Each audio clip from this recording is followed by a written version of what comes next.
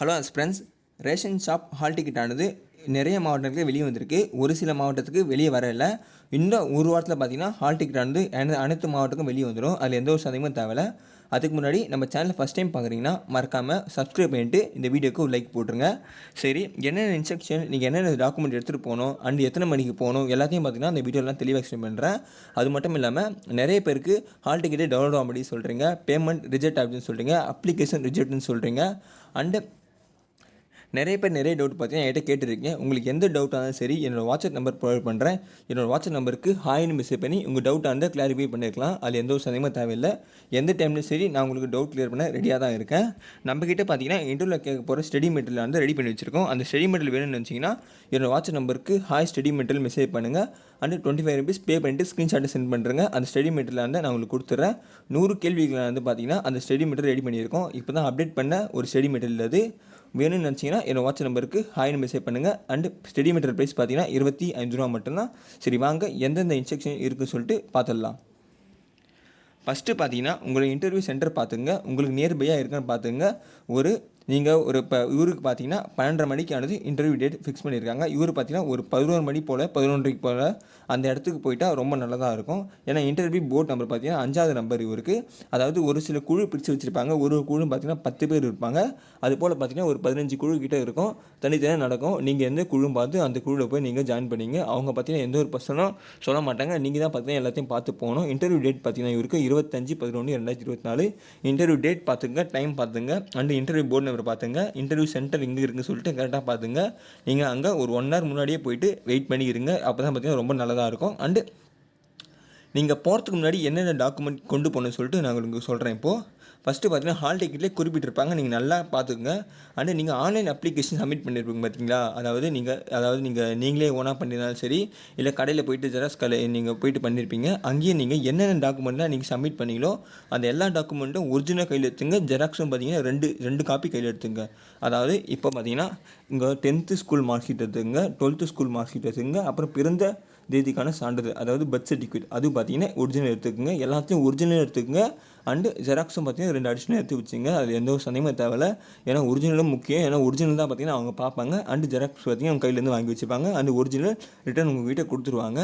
அப்புறம் பார்த்தீங்கன்னா உங்கள் பாஸ்போர்ட் சைஸ் ஃபோட்டோ பார்த்தீங்கன்னா 2 எடுத்துக்கோங்க. ஏன்னா ரொம்ப முக்கியமானது அது பாஸ்போர்ட் சைஸ் ஃபோட்டோ.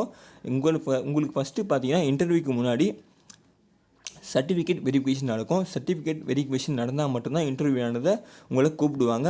சர்டிஃபிகேட் வெரிஃபிகேஷனில் எல்லா சர்டிஃபிகேட்டும் கொண்டு போயிடுங்க. ஒரு சர்டிஃபிகேட் மிஸ் ஆயிடுச்சுன்னா கூட இன்டர்வியூ இல்லைன்னு சொல்லிட்டு ரிட்டன் அனுப்பிச்சிடுவாங்க. நீங்கள் ரொம்ப கஷ்டப்பட்டு படிச்சிருப்பீங்க அண்டு நீங்கள் ப்ரிப்பேர் பண்ணிப்பீங்க. வேஸ்ட் பண்ணிடாதீங்க. அது மட்டும் இல்லை, அடுத்தது பார்த்தீங்கன்னா நீங்கள் ஜாதி சான்றிதழ்லாம் மறக்காமல் கொண்டு போயிடுங்க. கல்வி தகுதிக்கான சான்றிதழ்லாம் பார்த்தீங்கன்னா கொண்டு போயிடுங்க. நீங்கள் எங்கே படிச்சிருந்தீங்களோ அந்த சர்டிஃபிகேட்லாம் பார்த்தீங்கன்னா கொண்டு போயிடுங்க. அப்புறம் முன்னாள் இராணுவத்தில் இருந்தீங்களா நீங்கள், உங்களுக்கான சர்டிஃபிகேட்டை நீங்கள் இப்போ எடுத்துகிட்டு போயிட வேண்டியதாக இருக்கும்.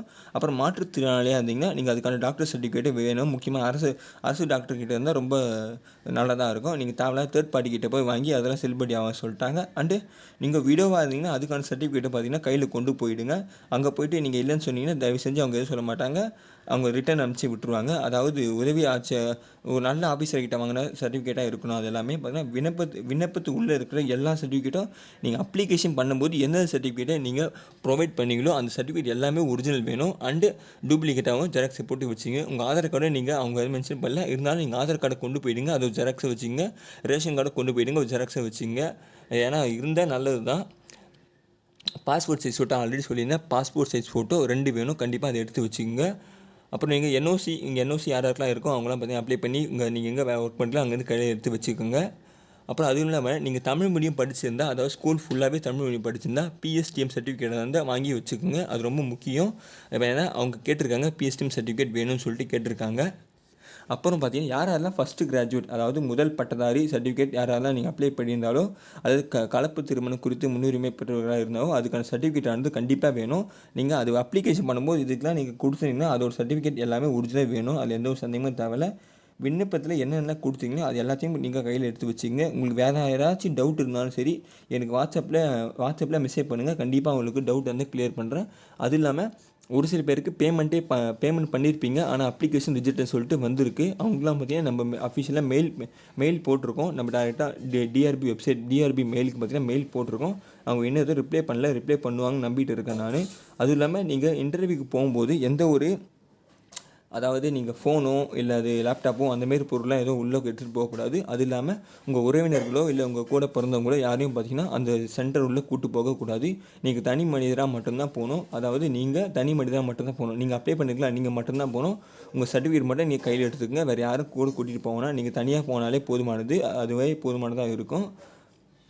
அது இல்லாமல் ஒரு சில இன்ஸ்ட்ரக்ஷன்லாம் கொடுத்துருக்காங்க, நீங்கள் அதான் பாருங்கள், படித்து பாருங்கள் தெளிவாக. வேறு ஏதாச்சும் டவுட் இருந்தாலும் சரி எனக்கு நீங்கள் வாட்ஸ்அப்பில் மெசேஜ் பண்ணி தெரிவிங்க. நான் வாட்ஸ்அப் நம்பர் உங்களுக்கு பார்த்தீங்கன்னா ப்ரொவைட் பண்ணுறேன் இந்த இடத்துல. நன்றி. அது இல்லாமல் நம்ம சேனலை சப்ஸ்கிரைப் பண்ணி வச்சுக்கோங்க. தேங்க்யூ.